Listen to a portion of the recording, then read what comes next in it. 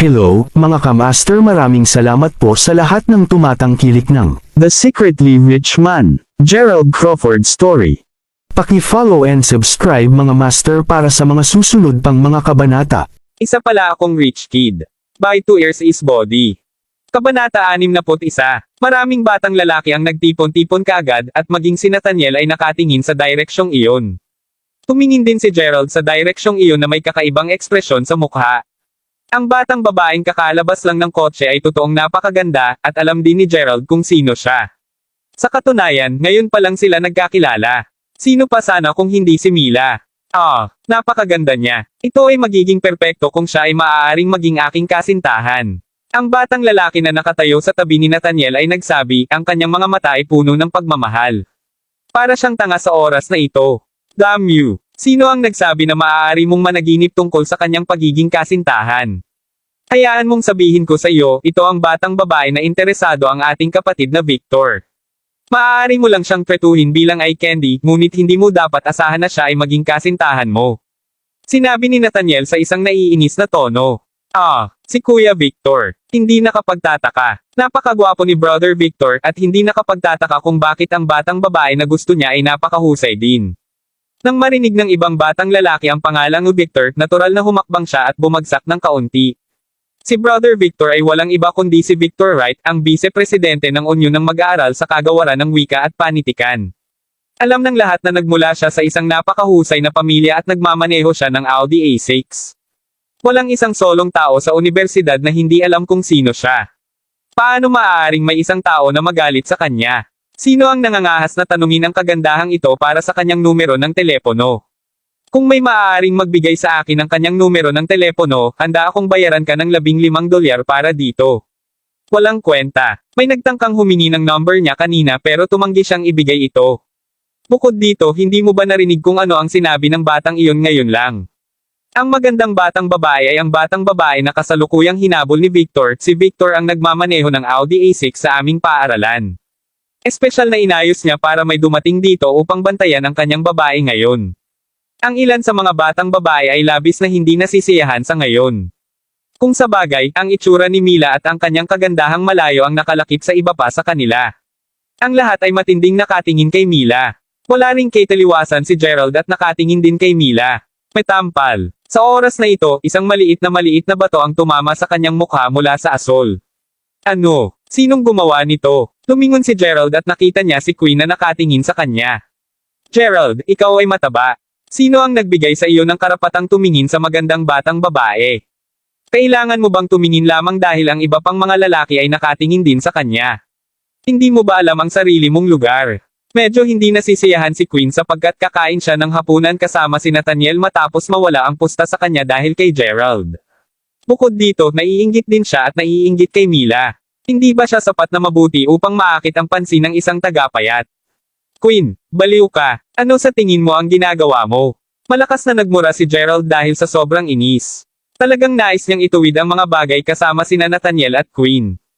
Gerald. Doon lang si Mila nakakalabas pa lang ng sasakyan ay mabilis na bumati at tumawag kay Gerald kaagad nang makita siya. Nagmamadali si Mila kanina dahil kinailangan niyang pumunta dito para sa kanyang mga aralin sa pagmamaneho. Hindi inaasahan, napanood siya ng mabuti at tinitigan ng grupo ng mga lalaki sa pagdating niya. Karamihan sa mga batang babae ay nasisiyahan sa pakiramdam na pinapanood at tinititigan ng mga lalaki. Gayunman, hindi mapigilan ni Mila na makaramdam ng sobrang kakulaitan at pagkapahiya sapagkat tinititigan nila siya mula simula hanggang huli. Masidi pa rin silang nakatingin habang ginagawa niya ang kanyang pagmamaneho.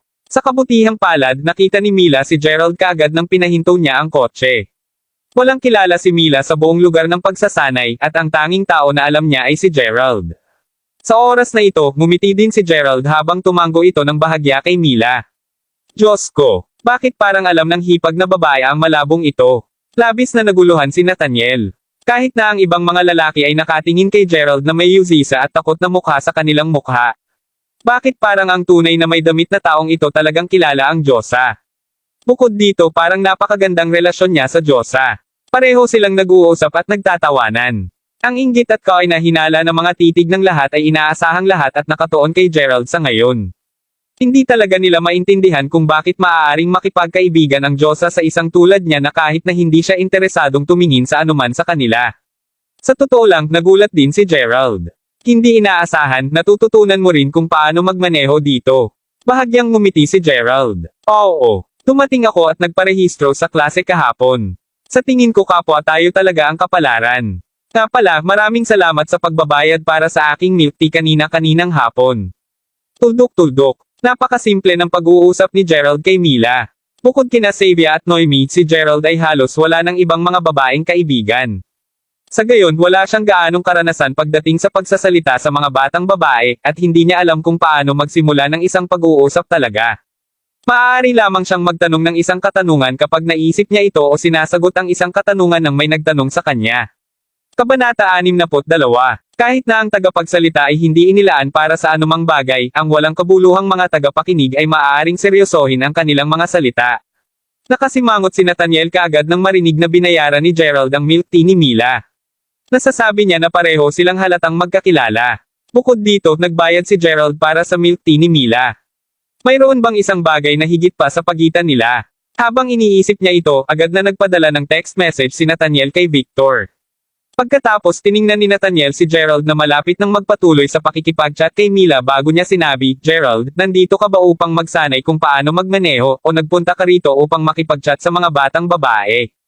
Ito ay dapat na naging sapat na mahirap para sa iyo upang makatipid ng sapat na pera upang magbayad para sa iyong mga aralin sa pagmamaneho. Hindi mo ba bibigyan ng higit na pansin ang mga aralin sa pagmamaneho sa halip? Maraming mga batang babae na nakatayo sa gilid ay tumingin din kay Gerald na may paghamak sa kanilang mga puso. Nauna nilang naisip na ang taong ito ay medyo matapat, ngunit tila waring nawala na siya sa kanyang kaisipan sa oras na makita niya ang isang dalagita na babae. Malinaw na sinabi ni Mila na sinasalakay ni Nathaniel si Gerald kaya mabilis niya itong dinepensahan. Nathaniel, ano ang sinusubukan mong sabihin? Bakit mo inaatake si Gerald? 2 beses mong nabigo ang paksa, ngunit walang kabuluhan ang pag-atake mo pa rin sa iba. Kung mayroon kang ganoong karaming oras, dapat kang mag-focus sa pag-aaral ng iyong sarili sa halip. Ay, naging itim agad ang mukha ni Nathaniel. Vroom. Sa oras na ito, biglang tumunog ang tunog ng isang kotseng malapit sa palaruan. Ang bawat isa ay lumingon upang tumingin sa direksyong iyon sa isang iglap. Pagkatapos nito, ang ilan sa mga batang babae ay nagturo sa labas habang sumisigaw, wow! Napakaganda ng Audi A6 na iyon. Ay nako, ang sasakyan ba na iyon ay pagmamayari ni Brother Victor na pinag-uusapan niya kanina. Narinig ko na siya ang vice-presidente ng Union ng Mag-aaral para sa Kagawaran ng Wika at Panitikan. Ang astig. Hindi mapigilan ng pangkat ng mga batang babae na tumingin ng masigasig sa direksyon ng kotse. Samantala, tuluyan ng huminto ang kotse sa harap ni Mila at ang matangkad na si Victor ay agad na lumabas ng kotse, kasunod si Whitney. Pagkalabas pa lang ni Victor sa sasakyan, natural na bumagsak ang kanyang mga mata kina Mila at Gerald. Hindi siya makapaniwala nang natanggap niya ang text message mula kay Nathaniel kanina. Gayunpaman, napagtanto niya na si Mila ay nakatayo sa tabi ni Gerald sa oras na ito. Mila, kilala mo ba si Gerald ng personal? Nagtataka na tanong ni Victor, natatakot siyang baka mahulog si Mila sa mga maliliit na trick at kasinungalingan ni Gerald. Nagkita at nagkakilala kami ngayon. Anong problema? Labis na hindi nasiyahan si Mila sa tono ng pagtatanong ni Victor. Walang mali. Sinabi ba sa iyo ni Gerald na may kainahinala? Sinabi ba niya sa iyo na mayroon siyang ilang mga kaibigan na nagtutulak ng ilang limitadong edisyon ng Ferraris? Sinasabi ko sa iyo, lahat yan peke. Nalaman namin na nagsisinungaling lang siya sa sinasabing mga kaibigan niya. Tiningnan na ni Victor ang bagay na ito. Naniniwala siya na malaki ang posibilidad na gumastos si Gerald ng $7,000 upang maranasan kung ano ang pakiramdam na sumakay sa isang Ferrari dahil nais niyang gamitin ito bilang isang pagkakataon upang mapalapit sa mga batang babae. Sa hindi inaasahan, mukhang interesado din si Gerald kay Mila, hindi mapigilan ni Mila na sumimangot agad nang marinig ang mga sinabi ni Victor. Sa oras na ito, si Gerald ay simpleng nakatingin kay Whitney na nakatayo sa tabi ni Victor. Hindi na kailangang sabihin, kinuha niya ang lahat ng sinabi niya upang akitin siya sa huling pagkakataon kahit na isinasagawa ang kanyang pribadong pagsisiyasat sa bagay na ito. Ano ang nangyari sa babaeng ito? Bakit interesado siya sa kanyang pribadong gawain? Aba, Gerald, bigyan kita ng babala ngayon. Mas mabuti pang lumayo ka kay Mila mula ngayon. Si Mila ay isang batang babae na hindi mo maaring magkaroon o maabot sa iyong buong buhay.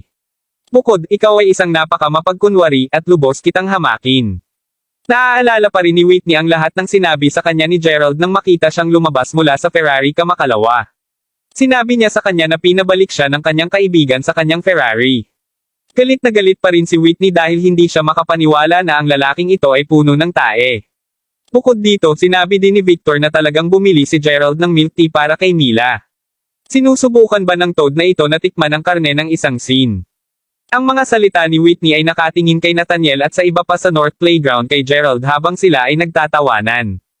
Whitney, bakit mo sinasabi ang lahat ng ito tungkol kay Gerald? Alam at naobserbahan ni Mila na si Whitney ay sobrang lamig at walang kabuluhan kay Gerald mula pa noong huling oras. Mila, takot lang ako na malinlang ka ng kalokohan na ito. Si Gerald ay hindi kasing simple o matapat sa akala mo na siya. Sagot ni Whitney habang nakatingin kay Gerald na may mahigpit na ekspresyon sa mukha. Nga pala, Mila, malaya ka ngayong gabi. Si Brother Victor ang host at nais kanyang ihatid sa Homeland Kitchen para sa hapunan ngayong gabi. Maaari akong sumama kung pupunta ka. Nagpatuloy si Whitney sa isang maasim na tono. Magpa-practice ako sa pagmamaneho sa hapon upang wala akong oras upang pumunta para sa hapunan ngayong gabi. Hindi talaga gusto ni Mila na pumunta para sa hapunan kasama nila. Nako, hindi mo ba pwedeng sanayin ang pagmamaneho ng ibang oras? Matapat ka bang magsanay sa pagmamaneho ngayon?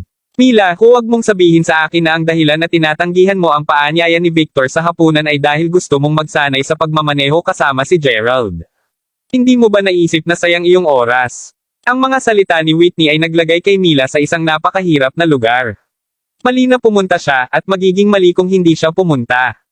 Kung pumayag siyang pumunta para sa hapunan, hindi siya tuwirang sasabihin na ayaw niyang gumugol ng oras kasama si Gerald. Mapapahiya lang iyon ni Gerald at ibababa siya. Sa totoo lang, si Gerald ay napakabuting tao o kahit papaano, naramdaman ni Mila iyon. Gayunpaman kung tatanggihan niya ang hapunan, hindi siya papayag ni Whitney. Sa wakas, sumagot si Mila, okay, pupunta ako para sa hapunan, ngunit nais kong magdala ng isang kasama. Kung sa bagay, tinulungan niya ako ngayon. Ako ang magiging host ngayong gabi at lahat tayo ay maaaring sabay na makisabay, okay. Pagkatapos lumingon si Mila at tumingin kay Gerald na tahimik na nakatayo sa gilid. Kabanata 63. Ano? Mila, gusto mong isama si Gerald sa iyo?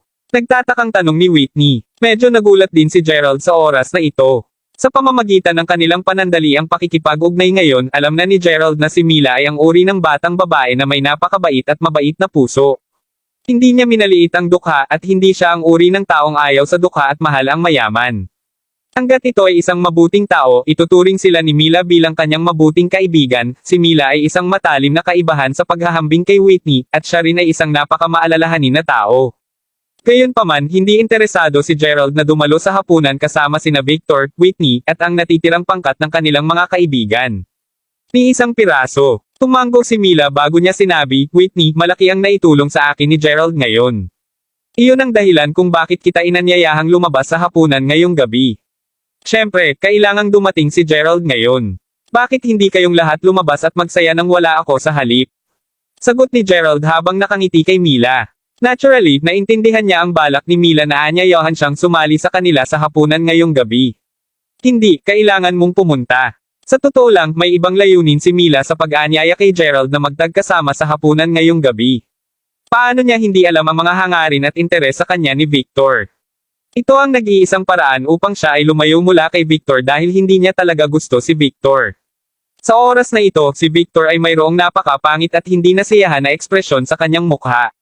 Hindi niya masabi na hindi niya papayagang dumalo si Gerald sa hapunan ngayong gabi at hindi niya maaaring pahintulutan si Mila na kunin ang mga gastos. Kahit na darating si Gerald para sa hapunan ngayong gabi, hindi papayag si Victor na magbayad si Mila para sa hapunan.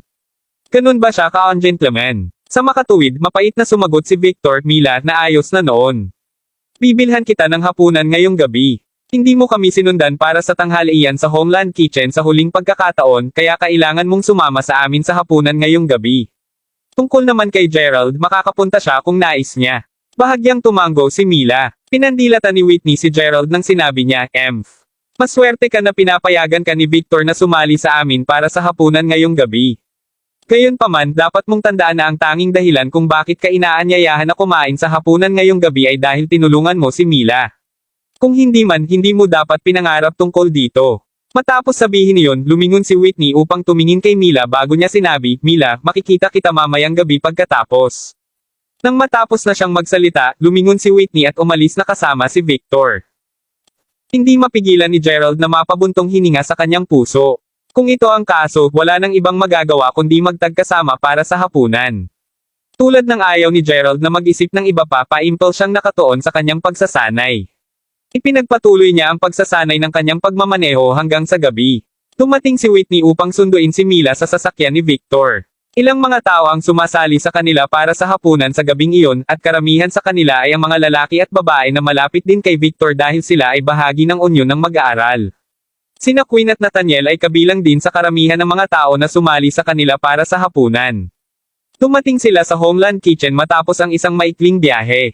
Si Victor ay napaka-mapagbigay at nag-book na ng isang napakamaluho at magandang-maganda na silid para sa kanila. Pasimpleng sinundan sila ni Gerald sa silid nang walang sinabi. Hindi gaanong pinagtuunan ng pansin ni Gerald ang kanyang paligid at hindi man lang napansin ang isang waiter na sumulyap sa kanya habang nilalakad siya nito. Ang isang waiter ay may isang sorpresa na tumingin sa kanyang mukha bago siya nagmadali sa ibaba para sa hindi maipaliwanag na mga kadahilanan. Ma'am, sa palagay ko ito dapat ang kauna-unahang pagkakataon na may taong tumuntong sa restaurant na ito. Natatakot ako na hindi siya magkakaroon ng pangalawang pagkakataon na gawin ito.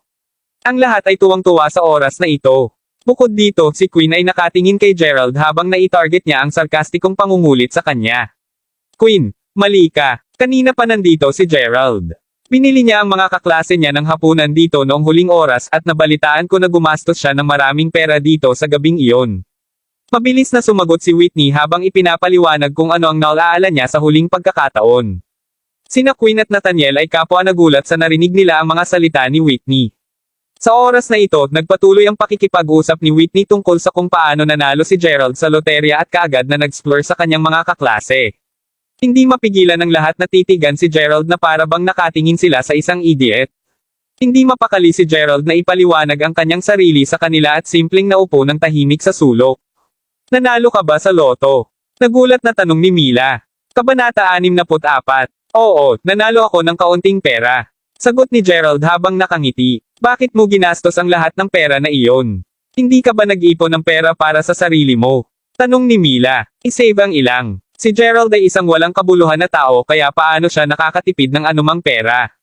Hahaha. Sa oras na ito, si Victor ay papasok lamang sa silid at narinig niya ang lahat na tinatalakay kung paano nanalo si Gerald sa loto. Paano niya hindi maaaring samantalahin ang pagkakataong ito na you're on si Gerald? Okay, lahat, paupo na kayo. Siya nga pala, nasagasaan ko ang Pangulo ng Unyon ng mag-aaral mula sa kabilang kagawaran nang bumaba ako ngayon. Inimbitahan ko ang ilan sa kanila na lumapit at samahan kami sa hapunan sa paglaon. Sabi ni Victor habang tumatawa. Iyon ay magiging perpekto, ngunit si Victor kahit na ang aming silid ay napakamaluho at magandang-maganda, natatakot ako na hindi namin mapasok ang napakaraming tao sa aming silid. Nang mabalitaan ni Whitney na ang Pangulo ng Unyon ng mag-aaral mula sa kabilang kagawaran ay narito rin, siya ay naging lubos na interesado at masaya. Talagang nais ni Whitney na makipagtagpo sa kanila sapagkat siya ay isang tao na gustong-gusto na makagawa ng mabuti at malapit na mga relasyon sa sinumang may kapangyarihan at katayuan. Oo, 3 sa kanila ang pupunta upang sumali sa amin. Kung silang 2 lamang, madali para sa amin na pisilin ang mga ito. Gayunpaman, malinaw na mahirap para sa amin na pisilin ang isa pang labis na tao. Nag-aalalang sabi ni Victor habang kinakamot ang noo. Alam ni Gerald na sadya niyang sinasabi ang mga salitang iyon sa kanya. Ngayon, ang tanging dahilan kung bakit dumating si Gerald para sa hapunan ngayong gabi ay dahil binibigyan niya ng mukha si Mila. Ang mga pagtitipon sa mga kaibigan ay palaging ganito. Inaanyayahan ng isang kaibigan at mag-iimbita siya ng isa pang kaibigan at iba pa. Kahit napakiramdam ng host na hindi komportable sa sitwasyong ito, hindi niya masabi ang anuman. Si Gerald ay inilagay sa napakahirap na lugar dahil si Mila ang nagyaya sa kanya dito ngayong gabi. Bamaantong hininga. Matigas na pag-ibig. Hindi mapigilan ni Gerald na mapabuntong hininga sa sarili. Nang makita niya ang pitchel ng katas sa lamesa, nais itong kunin ni Gerald upang ibuhos sa sarili ang isang tasa ng katas. Gayunpaman, bago pa niya makuha ang pitchel, may isang tumalikod kay Lazy Susan at inilayo ang pitchel mula sa kanya. Dahil mayroong isang palayok ng tsaa sa kanyang harapan, nagpasya si Gerald na uminom na lamang ng tsaa. Gayunpaman, bago pa niya makuha ang palayok ng tsaa, may isang bumalik sa tamad na Susan. Sino yun? Nagulat si Gerald at itinaas ang kanyang ulo upang tumingin sa paligid, napansin lamang na si Whitney ay may isang kamay na nakalagay sa Lazy Susan. Nakatingin din siya sa kanya. Gerald, hindi mo ba narinig ang sinabi ni Victor? Sinabi niya na ang talahanayan na ito ay magiging masikip at magkakaroon ng isang labis na tao sa mesa na ito. Ano ang kinalaman nito sa kanya kahit na mayroong isang labis na tao sa mesa? Kailangan talaga niyang turuan ng leksyon ang babaeng ito kapag nagkaroon siya ng pagkakataong gawin ito. Talagang nagkaroon ng sapat na kalokohan ni Whitney si Gerald. Siya ay walang kahihiyan. Kumakain siya ng libre at talagang sinasakop niya ang upuan ng iba na para bang kabilang siya rito. Si Queen din ay humamura. Tikas na sinabi niya ito sa ngalan ni Victor at ng iba pa sa mesa.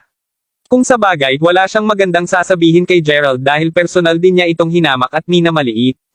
Mila, bakit hindi mo hilingin kay Gerald na bumalik muna? Maaari mo lamang siyang anyayahan sa labas para sa hapunan sa susunod. Tingnan lamang kung gaano magulo at mahirap ang pag-aayos ng mesa at pag-upo ngayon. Ito ay ganap na hindi kinakailangan. Sinimulang akitin ni Whitney at gawing Mila ang mga charms niya sa oras na ito. Sumimangot agad si Mila. Kung nalaman niya na may ganito mangyayari, hindi siya pupunta dito kasama si Gerald. Sa oras na ito, pinag-iisipan ni Mila kung iiwan ang restaurant kasama si Gerald. Bago pa siya makapagsabi ng kahit ano, tinuro ni Queen ang isang maliit na lamesa sa tabi nila bago sinabi, bueno, hindi kinakailangang umalis si Gerald. Gayunpaman, kakailanganin niyang pumunta at umupo sa maliit na mesa doon upang kumain na lamang ng kanyang hapunan. Bibigyan namin siya ng ilang pinggan sa isang plato. Hindi naman iyon magkakaroon ng malaking pagkakaiba sa kanya, di ba? Okay kung ganoon, sa palagay ko magandang ideya iyon. Dahil si Gerald ay isang kakulangan lamang, hindi natin siya papayagang masanay sa pagkain ng napakaraming magagandang pinggan pa rin.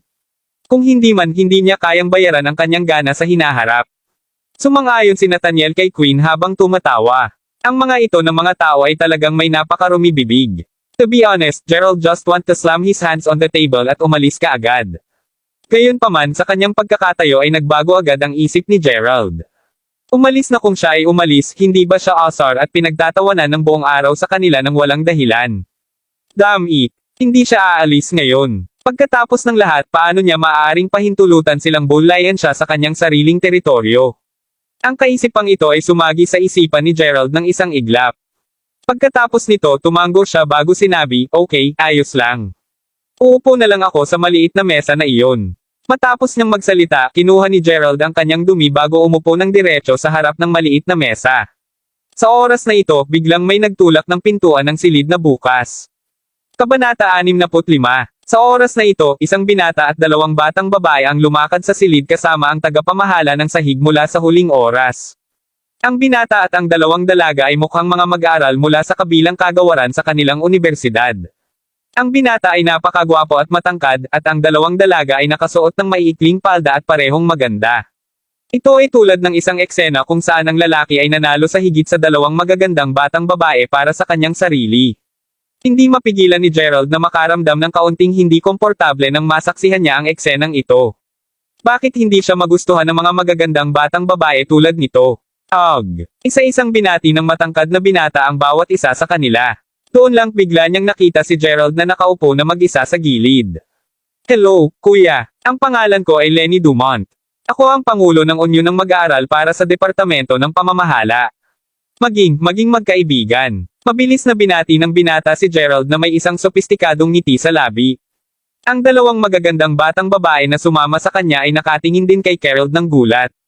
Gayunpaman nang makita nila ang kanyang casual na kasuotan at ang paraan ng pagbihis ni Gerald, nagsimula silang makaramdam ng konti. Hahaha, Lenny, hindi mo kailangang ipakilala ang iyong sarili sa kanya o makipagkaibigan sa kanya. Ang kanyang pangalan ay Gerald at siya ay isang tagapayat lamang sa aming departamento. Pumunta siya ngayon upang masiyahan sa isang libreng pagkain. Bilang isang miyembro ng komite ng unyo ng mag-aaral, natural na kilala ni Nathaniel si Lenny. Sa makatuwid, mabilis siyang nagsalita habang nakangiti. Oh, akala ko rin. Hahaha. Mabilis na binawi ni Lenny ang nakaunat na kamay habang tumatawa ng mahina. Pagkatapos nagpatuloy siya sa pagtawa at pakikipag-chat kay Victor. Galit na galit talaga si Mila sa oras na ito. Tunay na pinagsisisihan niya ang pagdala niya rito kay Gerald at sa totoo lang pakiramdam niya ay umalis na sa kanya. Gayunpaman, nakangiti pa rin si Gerald at mukhang hindi siya nakaranas ng anumang pinsala sa kanyang kumpiyansa sa sarili sa kabila ng kanilang patuloy na pagtatangka na murahin at mapahiya siya. Hindi mapigilan ni Mila na makaramdam ng kaunting pagyuzisa. Crawford. Tuluyang natigilan ang floor manager na kakapasok pa lang sa pribadong silid nang makita niya si Gerald. Nagduda siya nang ipaalam sa kanya ng isa sa mga naghihintay na ang mayaman mula sa huling oras ay narito na ulit. Siyempre, si Gerald ay hindi lamang isang ordinaryong mayamang tao. Kung hindi man ang tagapamahala ng sahig ay hindi gulat na makita siya. Sa katunayan, alam na ng manager ng lobby ang pagkakakilanlan ni Gerald dahil sa pangkalahatang tagapamahala sa Homeland Kitchen. Si Gerald ang pinuno ng Mayberry Commercial Street. Siya si G. Crawford. Ang G. Crawford. Ang dahilan kung bakit hindi siya nagsabi kanina ay dahil naguluhan siya sa mga sinabi ni na Victor at Nathaniel. Hindi ba si Gerald ang bida ngayon? Dahil hindi naintindihan ng tagapamahala ng sahig kung ano ang nangyayari, hindi siya naglakas loob na magpatuloy ng may paggalang na batiin si Gerald dahil ayaw niyang ilantad ang kanyang pagkatao. Bakit ka nandito? Tinanong ng tagapamahala ng sahig si Gerald sa isang malambot ngunit nasasabik pa rin. Nako, ate, hindi mo ba narinig ang sinabi nila? Narito ako upang masiyahan sa isang libreng pagkain. Sagot ni Gerald habang ngumiti siya ng bahagya. Sa kabutihang palad, may nakakilala kung sino siya. Sa makatuwid, mas madali para sa kanya na mag-order sa paglaon. Oo, narinig ko ito. Mabilis na tumango ang babaeng manager. Sister Jenny, dumating ka ba ng personal upang kunin ang aming order? Ngumiti si Victor pagkakita niya sa manager ng sahig. Naramdaman niya na binibigyan siya nito ng sobrang mukha. Si Sister Jenny ay walang sinabi sa oras na ito, ngunit hindi napansin ni Victor ang anumang mali at simpleng ipinagpatuloy ang pag-order ng isang mesa na puno ng pinggan. Kuya Victor, mag-o-order ka lang ng 2 piratang pinggan. Hindi ka ba makapag-order ng 2 pang piratang pinggan para sa amin? Tinanong ni Queen sa oras na ito, hindi ba ang lasa at katangian ng mga signature pinggan ang bagay na pinakatanyag sa Homeland Kitchen? Sa totoo lang, inaasahan din ni Whitney na mag-order si Victor ng karagdagang 2 pirma sa pirma. Gayunpaman, ang mga piratang pinggan na iyon ay napakamahal at ayaw niyang gumastos ng sobrang pera si Victor dahil sa mga ito. Sa makatuwid, dali-dali niyang sinabi, ang 2 piratang pinggan ay magiging higit sa sapat. Alam mo bang ang isa sa mga piratang pinggan ay nagkakahalaga na ng higit sa $100 bawat isa? Wow! Natigilan si Queen sa oras na ito. Kahit na ang 2 batang babae na dinala ni Lenny dito ngayon ay natigilan din sa oras na ito. Ang mga pinggan sa Homeland Kitchen ay totoong pambihira talaga. Sir, ano ang gusto mong kainin? Maingat na tinanong ng manager ng sahig kay Gerald. Hahaha. Bibigyan lamang natin siya ng ilan sa ating mga natitira sa paglaon. Bakit siya nag-aayos ng sarili niyang pagkain? Sagot ni Nathaniel habang malamig na humilik. Sakto. Ano pa rin ang status niya? Dapat ay nagpapasalamat siya na binibigyan natin siya ng mga tira, dagdag ni Queen habang nakatingin siya kay Gerald. Ngumiti si Victor ngunit hindi man lang sinabi. Sa totoo lang, naramdaman niya na si Gerald ay hindi kahit na nagkakahalaga ng isang plato ng mga patatas na patatas. Sa kabutihang palad, inimbitahan niya si Nathaniel na sumama para sa hapunan ngayong gabi. Kung hindi man hindi alam ni Victor kung paano pa niya mapapahiya at mainsulto si Gerald sa harap ni Mila. Kabanata 66. Sa oras na ito, masayang pinapanood ni Victor ang palabas. Kalimutan mo na. Nag-order ng pagkain si Victor para sa inyong lahat. Kung oo, may order ako para sa sarili ko. Sagot ni Gerald na may malaswang ngiti sa labi. Una niyang binalak na patayin si Victor ng malubha ngayong gabi, ngunit alam niya na ang pangkat ng mga tao na ito ay panunuyain at pagbibiro lamang. Pangalawa, alam ni Gerald na tiyak na hindi siya makakapag-order ng anumang mamahaling pinggan kasama sina Whitney at Nathaniel sa paligid. Bukod dito, hindi ganun kakapal ang balat ni Gerald. Sa makatuwid, nagpasya siyang mag-order ng ilang pagkain para sa kanyang sarili sa halip. Iyon ay mas mahusay, ngunit ano ang kayang i-order mo para sa iyong sarili? Malamig na sagot ni Queen. Manim mangyaring iprito ako ng isang plate ng maanghang at maasim na patatas. Gusto ko ng sobrang maanghang. Maaari mo rin ba akong gawin sa isang mangkok ng mga hiniwang pansit? Sambit ni Gerald habang nakangiti sa floor manager. Hahaha, ano ba sinusubukan ba niyang gumawa ng isang biro? Ano? Anong klaseng nakakaawa itong tao? Nag-order talaga siya ng isang plato ng mga patatas at mga hiniwang pansit sa isang lugar na tulad nito. Lahat ng tao sa pribadong silid ay natigilan at hindi nila maiwasang tumingin kay Gerald sa paghamak kaagad na marinig ang kanyang mga salita. Ihahanda ko ito kaagad. Hindi naglakas loob ang tagapamahala ng sahig na pabayaan ang mga utos ni Gerald. Ang kadahilanang iniutos ni Gerald para sa kanyang sarili ang mga pinggan na ito ay dahil lamang sa ayaw niyang marinig ang kanilang patuloy na pag-uusap at pangungutya. Maaari lamang siyang mag-order ng maraming mga piratang pinggan para sa kanyang sarili tulad ng ginawa niya noong nakaraang oras. Gayunpaman, nagpasya siyang magkaroon lamang ng isang simpleng pagkain ngayon. Sa oras na ito, hindi mapigilan ni Mila na titigan si Gerald puno ng labis na interes at pag-usisa. Ngumiti si Gerald kay Mila bago niya sinabi, kung wala kang sapat na pagkain doon, maaari kang lumapit at subukan ang aking hiniwang mga pansit. Sige. Masayang ngumiti si Mila nang makita niyang maayos si Gerald. Kapani-paniwala talaga ang kapatid na ito. Walang ngiting ngumiti si Lenny habang umiling. Hahaha. Lenny, huwag mo na siyang pag-usapan. Tayo ay mag-usap tungkol sa'yo. Anong pamamaraan ang ginamit mo upang makalabas sa iyo ang dalawang magagandang batang babae ngayon? Tanong ni Victor habang nakatingin kay Lenny na may ngiti sa labi. Ang dalawang batang babae na kasama ni Lenny ay talagang napakaganda. Ang kanilang mahaba, patas, at payat na mga binti ay lalong nakakaakit. Hahaha, wala akong ginawa. Nangako lang ako na dadalhin sila para paikutan sa isang marangyang sports car na pagmamayari ng isang mabuting kapatid ko. Sagot ni Lenny na may mapanlinlang na mukha. Mabuting kuya. Luxury car. Anong uri ng marangyang sports car ang ginamit mo upang maakit sa iyo ang dalawang magagandang batang babae? Hindi mapigilan ni Nathaniel na magtanong dahil sa pag-usisa. Nagsindi ng sigarilyo si Lenny bago niya sinabi, hindi mo ba alam ang tungkol sa Lamborghini Reventon na nakaparada malapit sa aming universidad? Lamborghini. Nabigla ang lahat dahil wala pa silang nakitang kahit sinong nagmamaneho ng Lamborghini sa kanilang universidad. Damn it. Ang Reventon ay nagkakahalaga ng $2.5 milyong, tama ba? Gulat na bulalas ni Nathaniel. Sa oras na ito, nanlaki din ang mga mata ni Whitney na may pagtataka.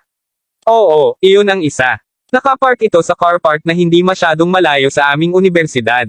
Ito ay pagmamayari ng isa sa aking mabubuting kapatid. Huminga ng malalim si Lenny bago siya ngumiti ng mahina. Si Gerald na nakaupo sa gilid ay natigilan din sa oras na ito. Kailan pa siya naging mabuting kaibigan sa taong ito? Matapos itong pag-isipan, tila naintindihan ni Gerald kung ano ang nangyayari. Dapat ay sinasamantala ni Lenny at ginagamit ang kanyang Lamborghini Reventon upang makasama ang mga batang babae. Alam ni Gerald na may isang bagay na hindi tama nang makita ang taksil at kontrabida sa mukha ni Lenny. Nakita ko. Kaya ang larawan na naipost sa Universidad Forum ay totoo. Totoo pala. Excited na sigaw ni Queen. Pagkatapos kinuha niya ang kanyang cellphone upang hanapin ang partikular na larawan upang maipakita sa lahat na nakaupo sa paligid ng mesa. Tingnan mo ako. Tingnan mo ako. Huminga din ng malalim si Whitney nang makita ang larawan. Ang lahat ng mga batang babae ay mabilis na nagtipon sa paligid ng Queen. Wow! Napakaganda at cool na Lamborghini. Hindi mapigil ang mapasigaw ng mga batang babae sa sobrang kaba. Kahit na si Victor ay naaakit sa cool at magandang-maganda ang katawan ng sports car. Ang pangunahing dahilan na siya ay namangha dahil ang kotse ay nagkakahalaga ng hindi bababa sa $2.5 milyong. Lenny, totoo bang sinasabi mo sa amin ang totoo? Paano mo nakilala ang isang mayaman at kahangahangang tao? Kailan at paano mo siya nakilala? Tinanong ni Victor si Lenny sa harap dahil sa sobrang inggit. Sa oras na ito, lumingon din si Gerald upang tumingin kay Lenny. Oo, kailan at paano mo siya nakilala? Kabanata 67. Mayroon kaming isang malapit na pagkakaibigan, ngunit hindi maginhawa para sa akin na ibunyag ang kanyang pagkatao. Gusto ng aking batihing kapatid na ilihim ko ang kanyang pagkatao. Hahaha. Sagot ni Lenny habang inilabas ang kanyang sigarilyo. Sa oras na ito, nagkaroon din siya ng isang mahinang ngiti sa kanyang mukha. Ang bawat tao'y nakatingin kay Lenny na manghang-mangha ngayon at ito ay lalo na para kay Whitney na nakatitig kay Lenny bilang paghanga. Ang mga mata ni Queen ay sparkling din sa oras na ito. Kung totoo ang sinabi ni Lenny, magkakaroon din ba siya ng pagkakataong sumakay sa Lamborghini na labis na kinababaliwan ng lahat? Kahit na ang mga bata ay lahat ay naiinggit kay Lenny sa oras na ito. Lenny, nagsasabi ka ba sa amin ng totoo? O gumagamit ka ba ng parehong trick na ginamit mo upang linlanggan ang maliit na tanyag na tao sa pakikipag-date sa iyo? Nagyayabang ka lang ngayon. Hindi makapaniwala si Victor sa tainga. Pagkatapos ng lahat, alam niya ang lahat tungkol sa bahay ni Lenny at mga kapangyarihan sa pananalapi ng kanyang pamilya. Sa karamihan, si Lenny ay maaari lamang ituring bilang isang napakaliit na mayamang pangalawang henerasyon. Paano niya maaaring nakilala ang isang makapangyarihang tao? Bukod dito, alam niya na si Lenny ay may masamang ugali ng pagyabang. Paano ito magiging posible? Paano ko maipagyabang ang Lamborghini Reventon? Dapat mong malaman na totoo ito. Sagot ni Lenny na may isang nakakalokong ngiti sa labi. Lenny, naniniwala ako sa iyo. Sagot ni Whitney habang ipinakita ang isang kaakit-akit na ngiti kay Lenny. Sinulyapan niya ang larawan ng marangyang sports car paminsan-minsan at pakiramdam niya ay nasa sabik ako tuwing titingnan niya ito. Masisiyahan siya kung makaupo siya sa kotseng iyon ng isang beses lamang.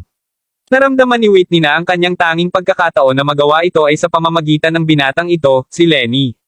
Mapait na ngiti sa labi ni Gerald.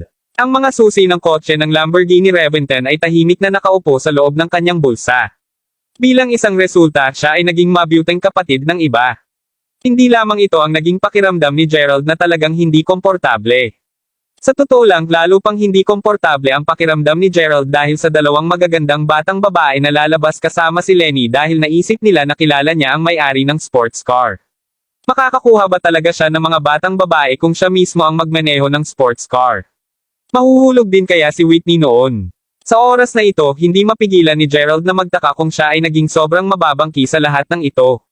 Talo talaga siya. May tampal. Biglang naramdaman ni Gerald na may tumama sa mukha niya. Nang may angat ni Gerald ang kanyang ulo upang tumingin, napagtanto niya na itinapon ni Whitney ang isang maliit na bola ng papel sa kanyang mukha. Hoy! Bakit mo tinitingnan ang aming pag-uusap? Bakit? Pinangarap mo bang makaupo sa isang Lamborghini? Huwag na kayong mangarap. Bakit hindi ka maging transgender sa halip? Sinisita ni Whitney habang nakatingin kay Gerald. Bakit may nagmamalasakit sa isang mahirap na transgender? Mabilis na nag-gym si Nathaniel sa oras na ito. Walang magawa lang ang pagtingin sa kanila ni Gerald habang nakikinig muli sa kanilang mga panlalait. Sa kasamaang palad, ang waiter ay nagsimula ng maghatid ng mga pinggan sa oras na ito. Kahit na ang mga hiwa-hiwang pansit at gulay na patatas na pinirito ni Gerald ay narito na. Wow! Mukhang napakasarap at kaaya-aya ng pagkain. Siyempre, ano pa ang magiging isang mas mahusay na kombinasyon kaysa sa masarap na pagkain at pulang alak? Mag-o-order ako ng isang bote ng red wine na nagkakahalaga ng $300 para subukan ng lahat ngayon. Mabilis na anunsyo ni Victor habang nakangiti. Ang lahat ay nakatingin kay Victor na may paghanga sa kanilang mga mukha. Samantala, lahat ay hindi nila pinansin si Gerald na nakaupo lamang sa kabilang mesa sa sulok. Si Gerald ay abala sa pagkain ng kanyang hiniwang mga pansit at pinaghalong mga patatas na patatas dahil sa gutom na gutom. Doon lamang biglang itinulak muli ang pinto, isiniwalat ang isang hilera ng mga waiters na nakatayo sa labas ng silid. Pagkatapos nito, lumakad sila kasama ang isang serye ng mga high-end na pinggan na lagda mula sa Homeland Kitchen. Ang lahat ng pinggan na ito ay binago sa isang maliit na pinggan sapagkat hindi sila maaaring magkasya sa napakaraming pinggan sa maliit na mesa ni Gerald. Ito, lahat ng aming pinggan ay nakarating na. Ang lahat ba ng iyong mga signature pinggan? Nagulat si Victor nang makita niya ang mga waiters na naglalakad kasama ang lahat ng pirma sa pinggan. Kumusta, Ginoo paumanhin, ngunit ang mga pinggan na ito ay hindi para sa iyo. Ang mga pinggan na ito ay para kay G. Crawford. Nagulat na tiningnan ni Gerald ang waiter dahil hindi rin siya umorder ng mga pinggan na iyon. Sandali lang. Hayaan mo lang akong linawin muna ang mga bagay. Aayos ko lang ang bayarin para sa pagkain na inorder ko para sa aking mesa. Kung inutos ni Gerald ang mga pinggan na ito, nais kong linawin na wala itong kinalaman sa amin. Ganap na natigilan si Victor. Kung kailangan niyang pangalagaan ang singil para sa lahat ng mga pinggan na lagda, tiyak na wala siyang sapat na pera upang magbayad para sa hapunan ngayong gabi. Iyon din ang dahilan kung bakit nag-order lamang siya ng 2 piratang pinggan. Hahaha, huwag sana akong magkamali. Ibinibigay namin kay G. Crawford ang mga pinggan na ito ng libre dahil sa pagkaing in-order niya. Matapos sabihin niyon, pinalakpak ng waiter ang kanyang mga kamay. Sunod-sunod na naglakad ang mga naghihintay sa labas ng silid habang inilalagay ang pirma sa pinggan ni Gerald. Ang ilan sa mga batang babae ay hindi pa nakikita ang ilan sa mga pinggan dati sa kanilang buhay. Sa oras na ito, inilagay ng mga waiters ang 12 magkakaibang pirma sa pinggan ni Gerald. Ang mga pinggan na ito ay madaling gastos ng hindi bababa sa $3 hanggang $4,000. Ito, simpleng pag-order ng mga piniritong patatas na shreds at binibigyan mo siya ng maraming pirma ng pinggan ng libre. Tanong ni Whitney nang tumayo siya sa gulat, lubos na natigilan. Nais din niyang matikman ang lahat ng mga signature pinggan sa Homeland Kitchen, ngunit posible lamang na mag-order sila ng 2 sa mga signature pinggan ng higit pa sa tuwing pupunta sila rito. Sa makatuwid, malamang na kailangan niyang pumunta dito 10 hanggang 20 beses bago niya tuluyang masubukan ang lahat ng mga pinggan sa lagda. Gayunpaman, sino ang may kapital o kakayahang tretuhin siya sa hapunan sa Homeland Kitchen 10 o 20 beses? Tandang padamdam. Ang mga piratang pinggan ay napakamahal.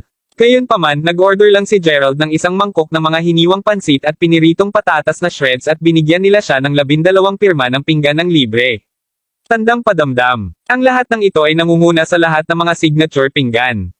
Sa oras na ito, si Whitney, Queen, at ang iba pa ay natigilan sa pagtitig nila kay Gerald. Sa totoo lang, hindi inaasahan ni Gerald na dumaan ang floor manager sa lahat ng kaguluhang iyon. Bukod dito, hindi niya magagawang tapusin ang lahat ng mga piratang pinggan ng mag-isa. Sa makatuwid, casual na tumingin si Gerald kay Mila bago siya nagtanong, Mila, gusto mo bang pumunta dito at kumain kasama ko? Si Mila ay hindi nakaramdam ng awkward o hiyaman lang. Kasabay nito, naramdaman din ni Mila na tunay na nababalot ng misteryo si Gerald. Bakit lahat ng tao ay ginagamot siya ng may labis na respeto? Bakit nila siya binigyan ng labis na mukha? Pasimpleng ngumiti si Mila bago siya tumango at lumapit sa mesa ni Gerald, nakaupo mismo sa tapat niya. Naging sobrang pangit ng ekspresyon ng mukha ni Victor nang nangyari ito. Tatanggapin ba namin ang lahat ng mga libreng piratang pinggan kung nag-order din kami ng mga kamatis na patatas? Ang restaurant ba ay mayroong ilang uri ng aktibidad na pangpromosyon? Halos hindi makapaniwala si Queen sa kanyang mga mata. Talagang nais niyang subukan ang mga piratang pinggan, ngunit sa parehong oras napahiya siya. Kabanata 68. Oo. Sa palagay ko ang restaurant ay dapat na nakikibahagi sa ilang mga espesyal na aktibidad na pangpromosyon. Nag-chim din si Victor dahil napaka hindi siya kumbinsido sa oras na ito. Kapag ang isang waiter ay lumakad sa silid, diretsong tinanong siya ni Victor, nga pala, maaari ba akong magtanong sa iyo? Bibigyan ba kami ng lahat ng mga espesyal na pinggan ng lagda ng libre hanggat nag-order kami ng isang plato ng paghalo ng patatas? Hindi napigilan ng waiter na tumingin sa Victor na naguguluhan. Pagkatapos ang waiter ay sumagot sa paghamak na babaliw ka ba? Seryoso mo bang tinatanong sa akin kung bibigyan ka ng libre ng lahat ng aming mga pinggan sa lagda kung nag-order ka ng isang plato ng mga halaman ng patatas? Dapat may mali sa utak mo. Pagkasabi nito ay umiling-iling ang waiter bago tumalikod at umalis agad. Ang Homeland Kitchen ay isa sa pinakatanyag na mga establishmento sa Mayberry Commercial Street. Sino ang nagbigay sa isang ordinaryong panauhin tulad ni Victor ng katapangan upang magdulot ng gulo para sa isang waiter? Pakiramdam ni Victor ay parang nasample siya sa mukha. Naisip na talagang naglakas loob siyang tanungin ang waiter ng tanong na iyon. Gerald, maaari mo ring tapusin ang napakaraming pagkain ng mag-isa ka lang. Tandang padamdam panipi, hindi mapigilan ni Whitney na galit na magtanong. Labis siyang inis at nabigo na hindi talaga inalok sa kanila ni Gerald ang kahit na anong masasarap niyang pagkain. Kung sino man sa inyo ang nais na subukan ng ilan sa mga piratang pinggan na ito, mangyaring huwag mag-atubiling lumapit dito. Ikaw, si Whitney ay lubos na nagalit sa oras na ito. Pakiramdam niya ay parang ang pagkain na kinakain niya ay ganap na walang lasa sa oras na ito. Gusto talaga niyang subukan ang mga piratang pinggan sa lamesa ni Gerald. Alam ko, si Victor na sobrang nabulabog biglang sumigaw ng malakas. Hahaha, Gerald, marahil ay gumastos ka ng maraming pera sa huling oras na narito ka, tama. Narinig ko na gumastos ka ng higit sa $15,000 sa gabing iyon. Sa palagay ko iyon ang dahilan kung bakit binibigyan ka ng tagapamahala ng sahig ng espesyal na paggamot at pagpapadala sa iyo ng maraming pirma ng pinggan ng libre. Tama ba ako? Si Victor ay hindi naglakas loob na mag-isip ng anumang iba pang mga posibilidad. Ito lamang ang posibilidad at paliwanag na maaari niyang tanggapin. Marahil sagot ni Gerald habang nakangiti. Pagkatapos nagpatuloy siyang magbusog sa kanyang pagkain. Ayos kung ganon. Dapat mong ipagpatuloy ang pagkain. Maghihintay ako at tingnan kung paano ka magkakaroon ng kondisyon na magpatuloy sa pagkain sa paglaon. Ang ekspresyon ng mukha ni Victor ay biglang nagbago sa oras na ito, pagkatapos nito, tumayo siya kaagad. Binigyan talaga ni Gerald ang bawat isa sa silid na ito ng isang sampal sa kanilang mga mukha dahil sa mas pinipiling paggamot na natatanggap niya. Lalo na napahiya si Victor dahil kaya lang niyang umorder ng 2 pirma sa pinggan, ngunit ang restaurant ay talagang nagsilbi kay Gerald 12 pirma ng pinggan ng sabay-sabay. Bukod dito, malinaw na alam ni Gerald na gusto ni Victor si Mila, ngunit inimbitahan niya si Mila na kumain kasama niya sa harap ng iba pa. Labis na inis si Victor. Victor, ano ang ibig mong sabihin? Biglang tanong ni Whitney sa oras na ito. Ano ang ibig kong sabihin?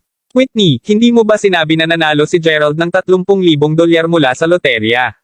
Si Yuri at ang natitirang mga lalaki ay naloko na siya ng higit sa $22,000 para sa hapunan sa huling pagkakataon. Bukod dito, gumastos pa si Gerald ng $7,000 upang arkilahin ang Ferrari at ang driver na paandar siya sa maghapon.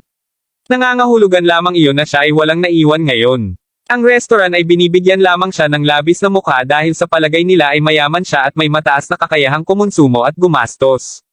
Kung sasabihin namin sa tagapamahala ng sahig na ang taong ito dito ay isang kakulangan lamang na wala talaga, paano sa palagay mo ang magiging reaksyon nila kung gayon?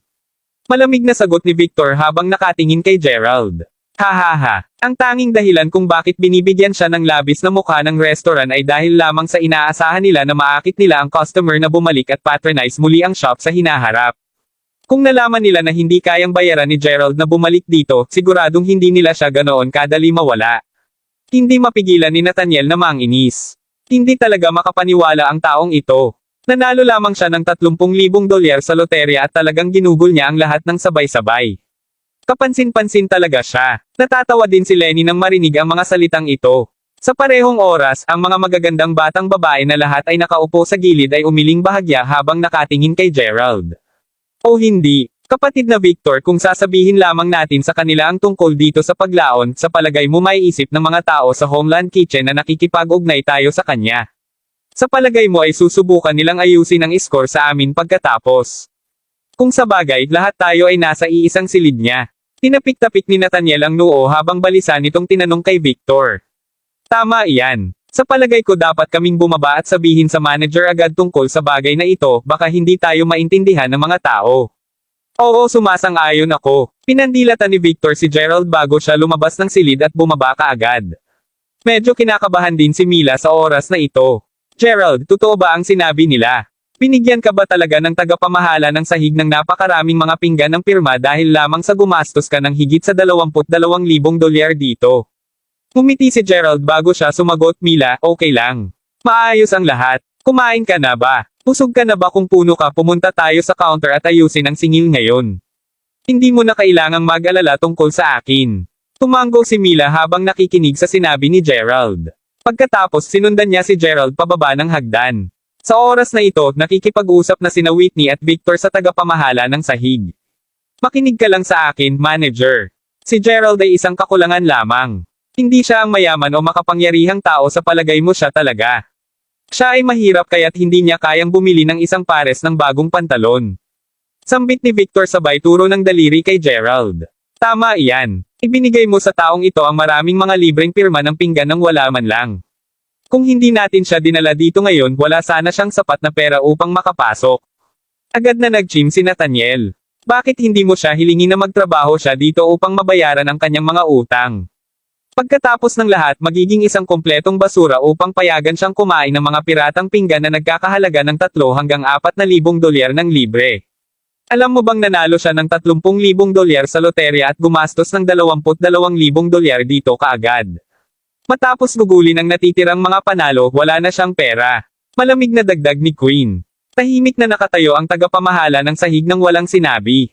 Sa ngayon, maraming tao ang nagtipon-tipon na sa paligid ng ground floor dahil sa malaking gulo. Anong nangyayari dito? Tila na parang may isang nakakaawa na basurahan na nagpapanggap na isang mayaman at makapangyarihang tao. Gayunpaman, parang hinaipan ang kanyang takip. Damn! Maraming mga kakaibang tao sa mundong ito. Pasimpleng nakabingi si Gerald sa usapan at mga talakayang nangyayari sa paligid niya. Mahinahon siyang lumakad sa hagdan at tinungo ang floor manager. Pagkatapos ngumiti si Gerald habang nagtanong, Sister Jenny, magkano ang pera ko sa aking account? Ang tinaguriang account na pinag-uusapan ni Gerald ay ang perang na-i-remite na ni Zack sa account ni Gerald pagkatapos ng gabing iyon. Ito ay dahil kinailangan nilang kalkulahin ang pera at ibalik ito kay Gerald taon-taon pa rin. Ang pera na naibalik kay G. Crawford, mayroon pa ring $30,000 sa iyong account. Kaagad na nagsalita si Sister Jenny, lahat ng nasa silid ay hindi mapigil ang mapanganga sa gulat. Ayos kung ganon. Magtutuon ako ng isa pang $45,000 sa aking account ngayon. Habang nagsasalita siya, inilabas ni Gerald ang kanyang bank card bago ay sweep ito sa POS system. Sa loob ng ilang segundo, ipinakita ng system na ang $45,000 ay natanggap na. Ano? Goddamn it! $45,000. Nanlaki ang mga mata ni Victor sa gulat. Naramdaman niya na ang eksena sa harapan niya ay sobrang hindi totoo. Ang mga bibig ng lahat ay bukas na bukas din sa oras na ito. Paano ito magiging posible? Nauna nilang inisip na wala ng pera si Gerald dahil gugugol niya ang lahat ng 30,000 dolyar. Hindi inaasahan si Gerald ay mayroong 30,000 dolyar sa kanyang account sa Homeland Kitchen at talagang nagdaragdag siya ng isa pang 45,000 dolyar sa kanyang account. 75,000 dolyar iyan. Gerald, gaano karaming pera ang talagang napanalunan mo sa loto? Hindi mapigilan ni Whitney na mapasigaw ng malakas sa oras na ito. Nagkaroon siya ng intuition na maaaring manalo si Gerald ng milyon-milyong dolyar. Kabanata 69. Sige, G. Crawford. Kami ay mag-aayos para sa isang kotse upang maiuwi ka agad. Mabilis na nagsalita ang babaeng manager ng may paggalang. Hindi nagtagal pagkatapos nito, isang BMW 7 Series na nagkakahalaga ng hindi bababa sa 150,000 dolyar na pinagsama, naghihintay para sa Gerald sa labas. Si Victor at ang iba pa sa kanila ay natigilan sa oras na ito. Nauna nilang naisip na nagastos na ni Gerald ang 30,000 dolyar na nanalo mula sa loterya. Hindi inaasahan si Gerald ay hindi nanalo ng isang 30,000 dolyar lamang. Nanalo pa siya ng higit pa sana. Sa parehong oras masasabi ng lahat na wala talagang pakialam si Gerald tungkol sa 75,000 dolyar. Sa madaling salita, ang mga panalo ni Gerald ay marahil higit pa sa naiisip ng anumang ordinaryong tao. Mila, gusto mo bang bumalik kasama ako? Pagpasok pa lang ni Gerald sa sasakyan ay umikot siya sa bintana ng kotse bago siya ngumiti kay Mila. Sa totoo lang, laging may magandang pakiramdam si Gerald tungkol kay Mila na hindi lamang gaanong maganda ngunit napakabait ng puso. Maaaring medyo hindi tumpak na sabihin na napakabuti niya. Gayunpaman sa pinakamaliit, si Mila ay hindi katulad ni na Savia at Whitney na nagmamahal lamang sa mayaman at napakamasungit at bastos sa mga mahirap. Sige, ngumiti si Mila bago siya sumakay sa sasakyan. Namutla kaagad ang mukha ni Whitney. Ang BMW 7 Series ay isang ganap na na-import na kotse. Siya rin ay napakausisa at nais na umupo sa ganap na na-import na mamahaling kotse na nagkakahalaga ng 150,000 dolyar. Gayunpaman, inutusan na ni Gerald ang driver na umalis na wala man lang sulyap sa kanya. Sa oras na ito, ang mukha ni Victor ay berde na ng inggit at poot. Samantala, bumalik sina Gerald at Mila sa universidad. Gerald, maaari mo bang sabihin sa akin kung magkano ang perang napanalunan mo mula sa loterya?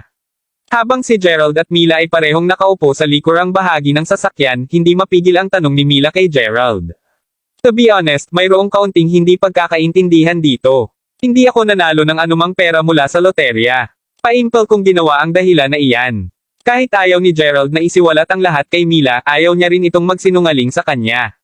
Kung gayon, ano nga ba ang nangyayari dito? Naramdaman ni Mila na lalong nagiging misteryoso si Gerald ng segundo. Sasabihin ko pa sa iyo ang tungkol dito sa hinaharap. Hintayin mo lang ang darating na oras. Kung sa bagay, hindi lang tayo magiging magkaibigan ng 2 o 3 araw lang, di ba? Siyempre hindi. Maaari ring sabihin ni Mila na si Gerald ay hindi gaanong masigasig na ibunyag ang kanyang mga lihim. Ito rin ay isang mabuting bagay. Kung tutuusin, kung isiwalat agad sa kanya ni Gerald ang lahat, wala nang natirang hiwaga.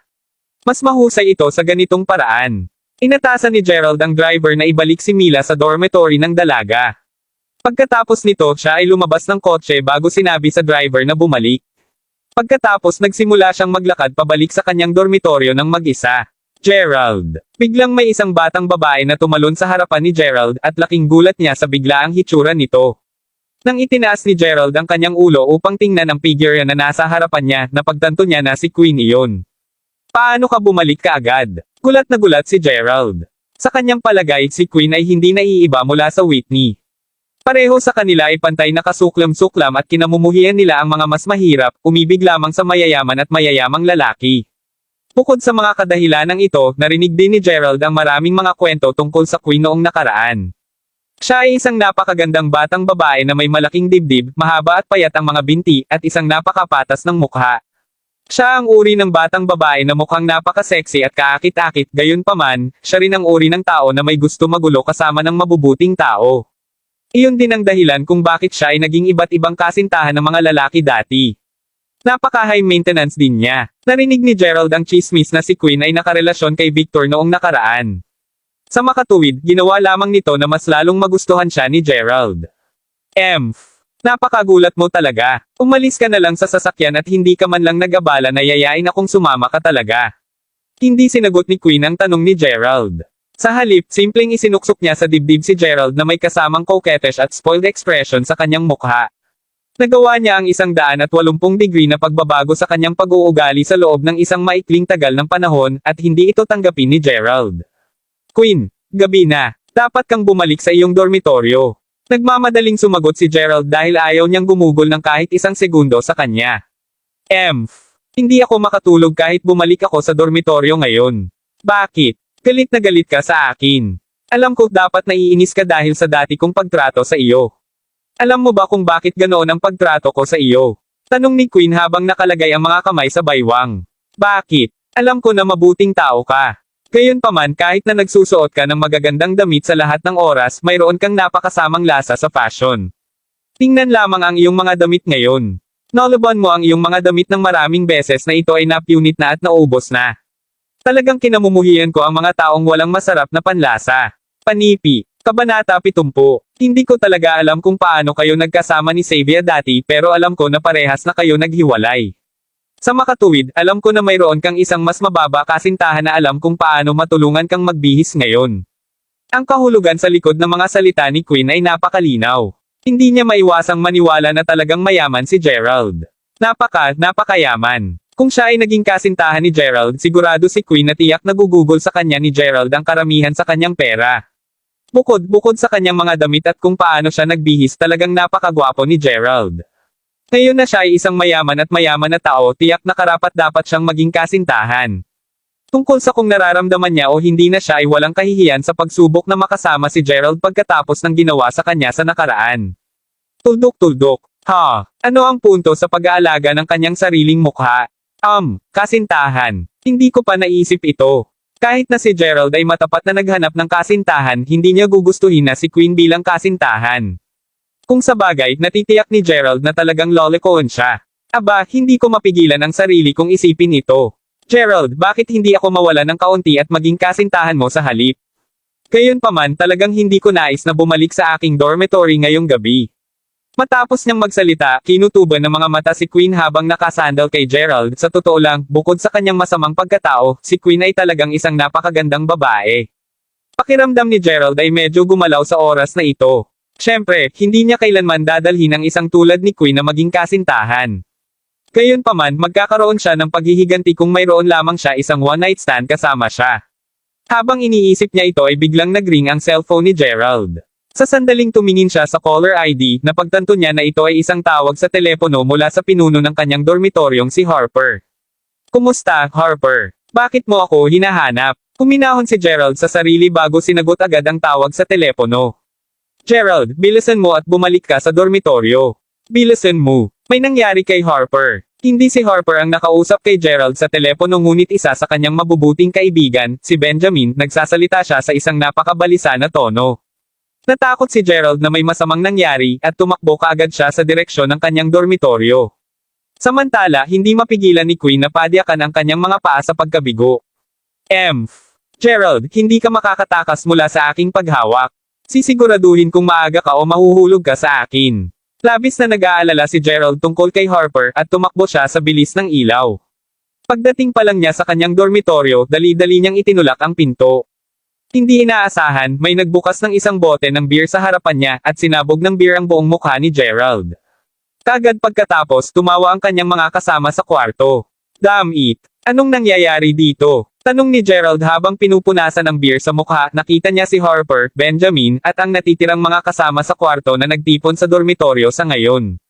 Bukod dito, ang mesa sa dormitoryo ay puno ng beer at iba pang pinggan na hindi pa rin nagalaw. Halatang hinihintay ng mga lalaki si Gerald. Gerald, magandang araw ngayon. Ang aming boss ay natanggap sa wakas. Mabilis na paliwanag ni Benjamin habang tumatawa. Hindi mapigilan ni Gerald na mapabuntong hininga nang marinig ang mga salita nila. Talagang natakot nila siya hanggang sa mamatay. Naisip niya na may hindi magandang nangyari kay Harper. Gayunpaman, tuwang-tuwa si Gerald para sa kanyang kapatid nang mabalitaan na sa wakas ay nakakabit si Harper. Kaya, sino ang aking hipag?